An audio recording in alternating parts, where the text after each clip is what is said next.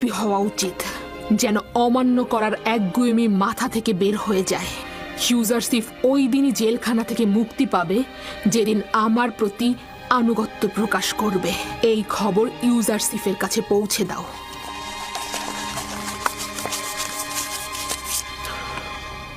আপনি চলে যান। বানু জুলেখাকে বলবেন তার আদেশ পালন করা হবে।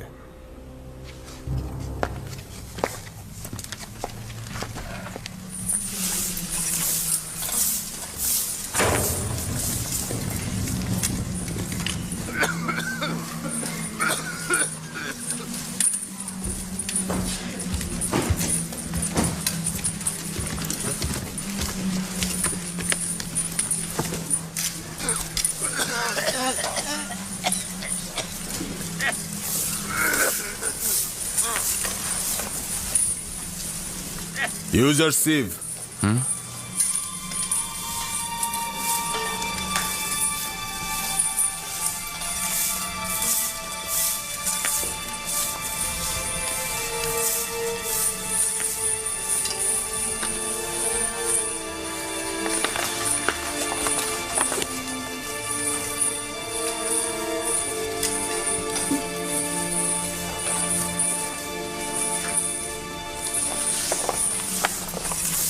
সিদ্ধান্ত এখন তোমার হাতে। চাইলে এখান থেকে খালাস হতে পারো। শুধু বানু জুলেখাকে লিখে দেব যে ইউজারশিপ আনুগত্য প্রদর্শনে রাজি আছে। আমি এই বন্দিত্বকে অনেক বেশি ভালোবাসি রাজমহলের ওই আরামায়েশ থেকে। আর আমি এটাও অনুমান করছি যে আমি যদি তার আনুগত্য মেনে না নেই, তাহলে জেলখানা আমার জন্য হয়ে যেতে পারে নির্যাতন নিপীড়নের স্থান। আমার কথা আমি বলে দিয়েছি, বাকি সিদ্ধান্ত আপনার।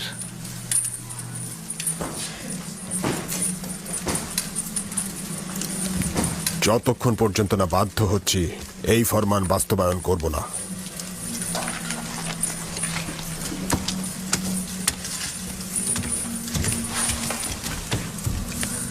জনাব কিদামিন,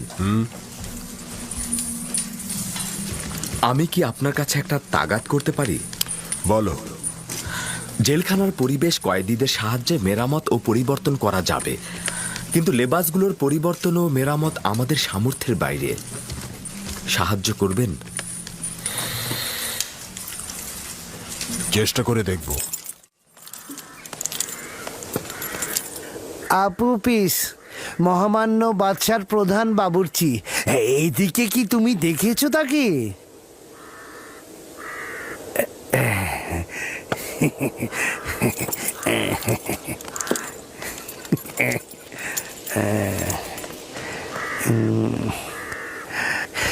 মহামান্য সেনাপতি, মহামান্য সম্রাটের প্রধান বাবুর্চি আপু পিসকে কি আশেপাশে কোথাও কি দেখেছেন? কয়েকদিন পূর্বে তাকে এক রাত এখানে রেখেছিল, তারপর নিয়ে গেছে। নিয়ে গেছে? কোথায়? আসলে সে কি করেছিল? কোথায় নিয়ে গেছে তাকে?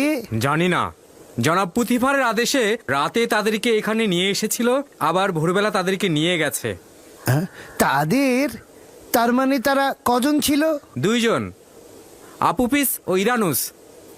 কেন, কি দরকার তাদের সাথে? কিছুই না, তার একটা আমানত আমার কাছে ছিল, চাইছিলাম হস্তান্তর করতে।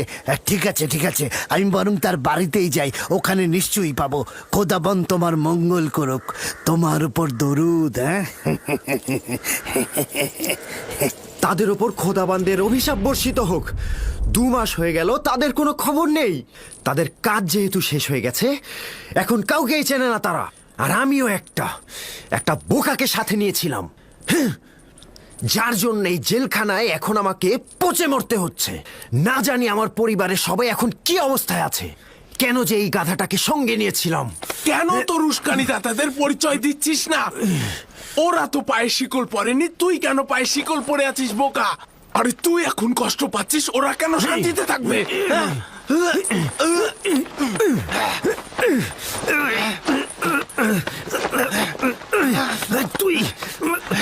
তোমরা শান্ত হও।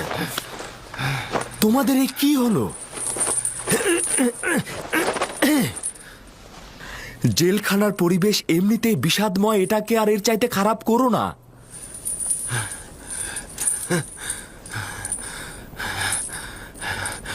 আমরা দুই বোকা যারা চাচ্ছিলাম আমেনহোতেপকে হত্যা করব। আমরা এটা ভুলে গিয়েছিলাম যে সে নিজেই খোদাদের একজন। আজ 2 মাস হয়ে গেল আমাদের এখানে কেউ খোঁজ নিতে আসেনি। আমরা দুজন অসহায়ের মতো আছি। আর এই গাধাটা কারণ আমি বলছে না, তাদের প্রতি বিশ্বাস তার অনেক। তারা নাকি আমাদেরকে এখান থেকে বের করে নিয়ে যাবে। তুই একটা বড় সড় গাধা, কিন্তু আমি না। ও এত বড় গাধা, কি বলবো। ও এখনো জানে না যে আমরা কোনো কিছু না বলা পর্যন্ত আমাদের বাঁচিয়ে রাখবে তারা, আর বললেই একদম খতম। যারা বাদশাহ আমেনহোতেপকে হত্যা করার ইচ্ছা পোষণ করে, কোনো দলিলই তাদের বাঁচিয়ে রাখতে পারে না। তুই তো জানিসই তুই মারা যাবি, তাহলে কেন তাদের নামগুলো প্রকাশ করছিস না, যেন যেন তারা সাজা পায়? আমি এখনো আশাবাদী। হ্যাঁ, আমি আশাবাদী। যদি আমি কখনো নাজাত নাও পাই, তবুও তাদের কথা ফাঁস করব না, কখনোই ফাঁস করব না। যদি আমি তাদের নাম উচ্চারণ করি, তাহলে তারা আমার পরিবারের সবাইকে একদম শেষ করে ফেলবে। অনুমান করছি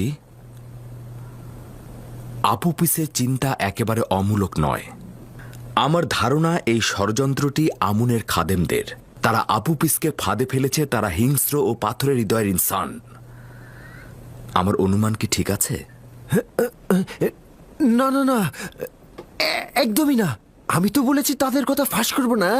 হ্যাঁ, তোমার অস্বস্তি বিবেকবানদের মতোই। কারণটা হলো তুমি ভাবছো তোমার জীবন তোমার স্ত্রী ও সন্তানকে নাজাত দেবে। এই পরিস্থিতিতে আমরা অবশ্যই খোদাবানের কাছে সাহায্য চাইব। শুধুমাত্র সেই সাহায্য করতে পারবে। তোমাদের খোদার যদি সাহায্য করার সামর্থ্য থাকে, তবে প্রথমে সে আমুনের প্রধান খাদেম অজ্ঞামোহর ও তার দোসরদেরকে সাহায্য করবে, তোমাদেরকে নয়। তাহলে তোমার দৃষ্টিতে না আছে আমাদের আমুনের সহযোগিতা, না আছে তার খাদেমদের সহযোগিতা। আমার তোমাদের খোদাগণকে অবজ্ঞা করার কোনো ইচ্ছেই নেই, তবে এক খণ্ড পাথরের কাছ থেকে সাহায্য চাওয়া বিবেকসম্মত নয়। কিছুটা বোকামিও। তুমি কে যে আমাদের খোদাকে পাথর বলছো? ইউজারসিফ আমার নাম। ইউজারসিফ মানে পুতিফারের তত্ত্বাবধায়ক? আর এই যে জুলেখার সাথে তোমাদের সত্যিকারের নাজাতের জন্য শক্তিশালী খোদার প্রয়োজন রয়েছে। এই খোদার নয়। এই খোদা দিয়ে কোনো কাজ হবে না।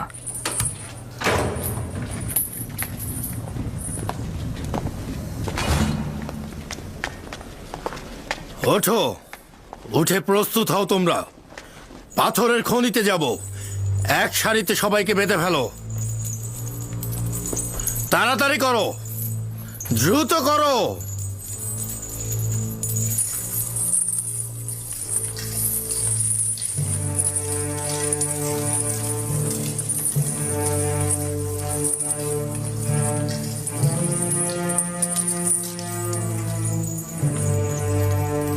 যখন যাচ্ছিল অত্যন্ত চিন্তিত ছিল, বলছিল যে সম্ভাবনা আছে মন্দ কিছু ঘটার।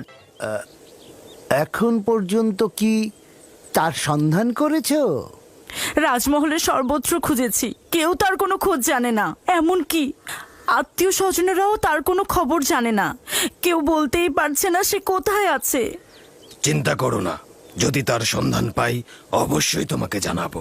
হ্যাঁ হ্যাঁ, চলুন চলুন যাওয়া যাক।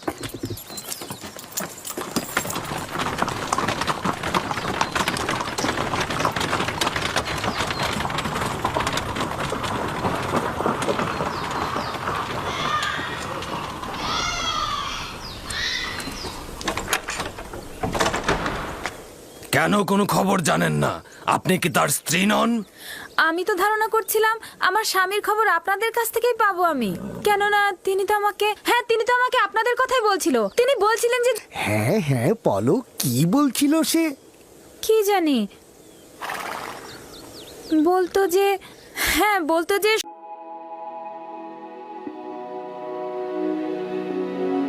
সম্ভাবনা আছে ভয়ঙ্কর কিছু ঘটার, আর এর কারণে আমাদের অবস্থা আগের চেয়ে আরো অধিকতর ভালো হবে।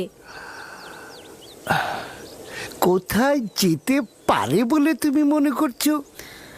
জানি না, আমি সত্যিই জানি না। আশা করছি যে মহান আমুন খোদা অবশ্যই তার সন্ধান এনে দেবে। এমন না হয় তার সাথে কোনো খারাপ কিছু হয়েছে বা সে বিপদে আছে। কোনো চিন্তা করবেন না, আমার মনে হয় না তার সাথে খারাপ কোনো কিছু ঘটেছে। যদি ঘটেই থাকতো কেউ না কেউ অবশ্যই জানতো।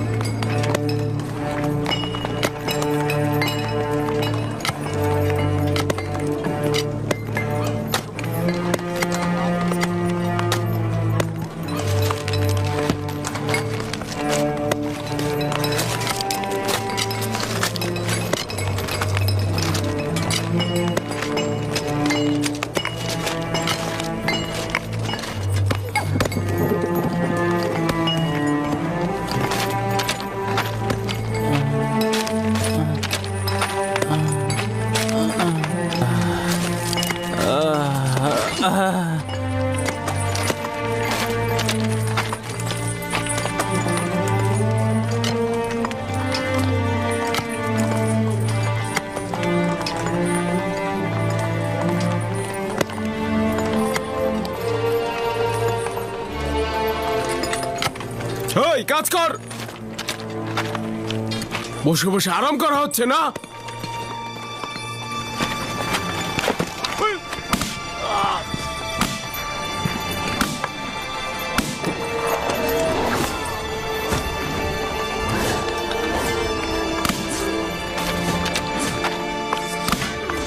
তাকে ছেড়ে দাও বলছি। যদি ইউজার সিপকার একবারও তোররা মারো তাহলে কিন্তু আমরা কেউ কোনো কাজ করব না, বুঝেছো?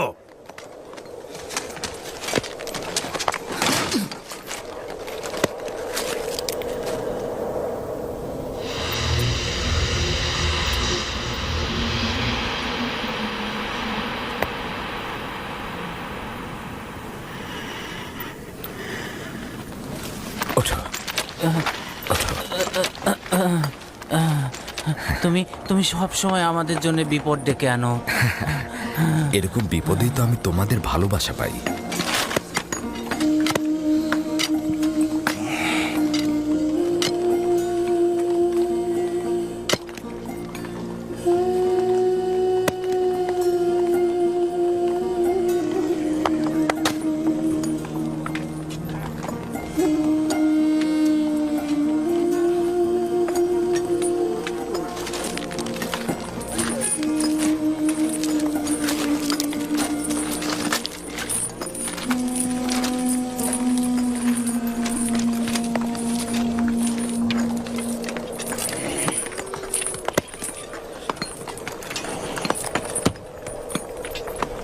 শোনো, নীলিফার কুপ্তার উপর নজর রাখা উচিত।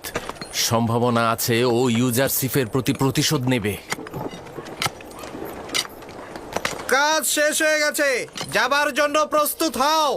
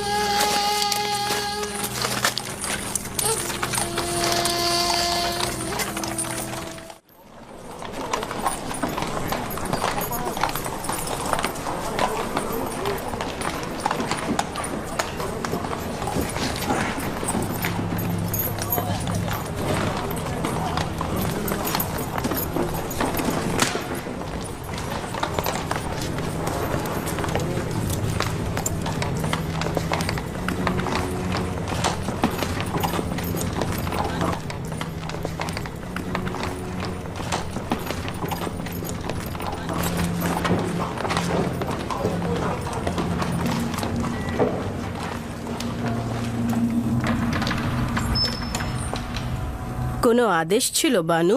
রাজমহল থেকে পদক্ষেপ নেওয়া হচ্ছে, অথচ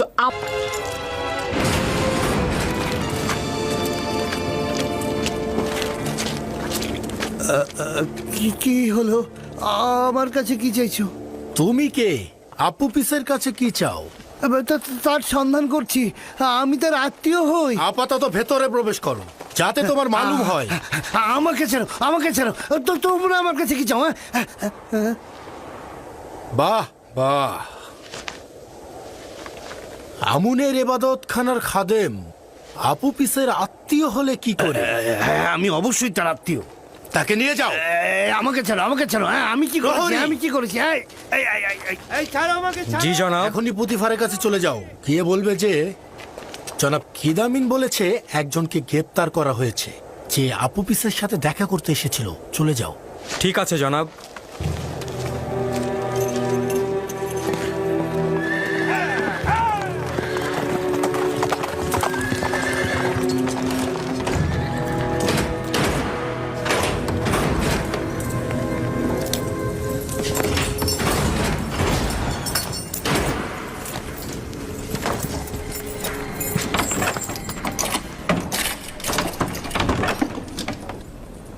আপনার কোনো অধিকার নেই আমাকে বন্দি করার। আমি আমুনের প্রধান খাদেম আজ্ঞামোহনের কাছে আপনার নামে বিচার দেব। যদি তাকে পাও তাহলে দিও, আপাতত কিছুদিন আমাদের মেহমান হয়ে থাকো। আপনাদের হক নেই আমাকে এখানে বন্দি করে রাখার। খুলে দিন, খুলে দিন বলছি। আমি আপনার বিরুদ্ধে অভিযোগ করব। প্রহরী, ওকে সামনের জেলে সরিয়ে নিয়ে যাও।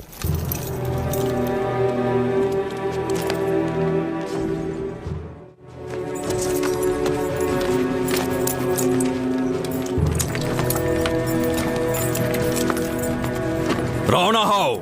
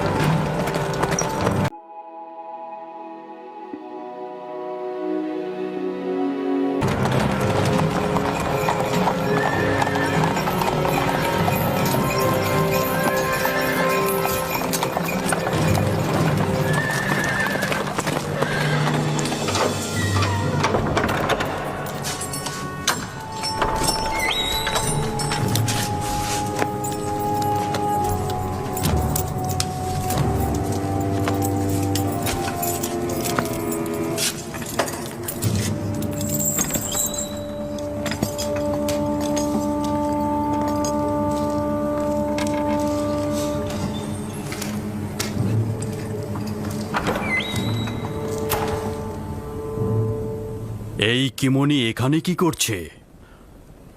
ও তো আমন মন্দিরের পুরোহিত, অজ্ঞামোহরের ডান হাত। কিন্তু আপুপিসের কাছে ও কি চায়?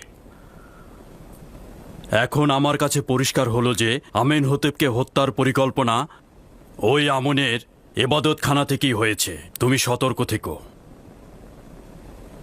কেউ যেন তার সঙ্গে যোগাযোগ করতে না পারে এবং তার খবর যেন বাইরে না যায়। জি জনাব। আপুপিস ও ইরানুসকে নিয়ে এসো, জিজ্ঞাসাবাদ করব। তাহলে এই স্বভাব তোমাদের উপর লানত বর্ষিত হোক, আশা করি ধ্বংস হয়ে যাবে।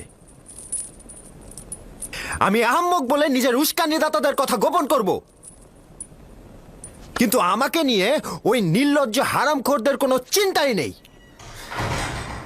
ধ্বংস হয়ে যাবে তারা, আমি সব কথা ফাঁস করে দেব। এগুলোর কোনো মানেই নেই। শুধু শুধুই ভাবছিস তোর কাছে সে যদি পৌঁছাতে পারে না তোকে মেরে ফেলবে তারা, আর তুই কিনা ভাবছিস তোকে নাজাত করবে।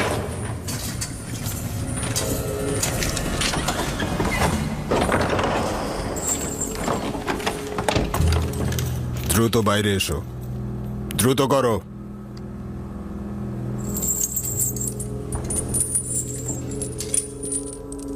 দ্রুত এসো।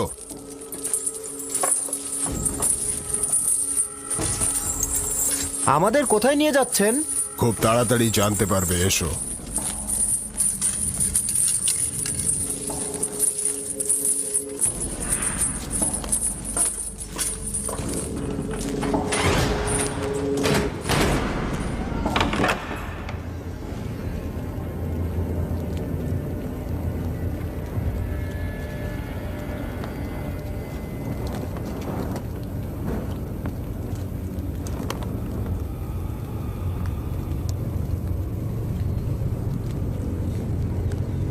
খাদেম কিমনিকে তো চিনিস, তাই না? জি আলী জনাব, চিনি। আমুনের খাদেম। খাদেম কিমনি আজ জেলখানায় তোর খোঁজে এসেছিল কেন? বল। আমি জানি না আলী জনাব, সত্যি আমি জানি না, জানি না আলী জনাব। হ্যাঁ,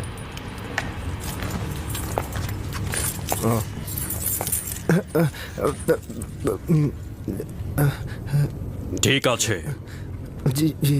চিন্তা করতে থাক,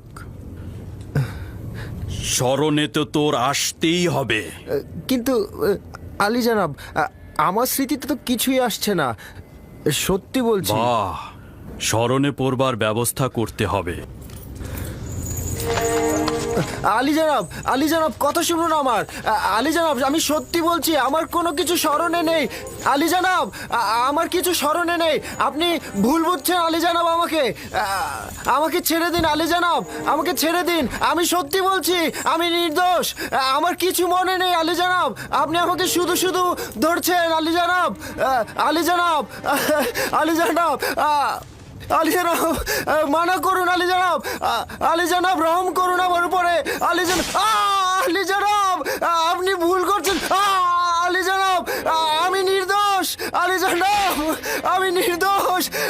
আলী জনাব, আমি নির্দোষ, আমাকে রহম করুন আলী জনাব। আলী জনাব, আমি কিছুই জানি না, আমি সত্যি বলছি আলী জনাব।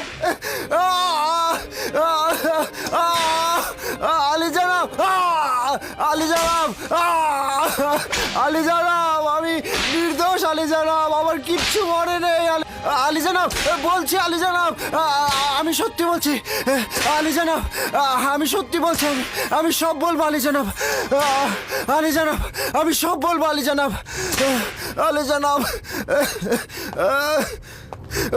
আমি অজ্ঞামোহরের পক্ষ থেকে নিযুক্ত হয়েছিলাম যেন মহামান্য বাদশার খাবারে বিষ প্রয়োগ করি। এই বিষয়টি ইরানুসের সঙ্গে আলাপ করেছিলাম, প্রথমে কবুল করেনি, তারপরে তাকে রাজি করিয়েছিলাম। সিদ্ধান্ত ছিল আমি তার খাবারে বিষ মিশাবো আর ইরানুস তার শরবতে। আমি এটা করেছিলাম, কিন্তু ইরানুস করেনি। তার ভয়ের কারণে আমাদের নকশা ধ্বংস হয়ে যায়। যদি ইরানুস কিছু না বলতো তাহলে সবকিছুই আমাদের অনুকূলে থাকতো।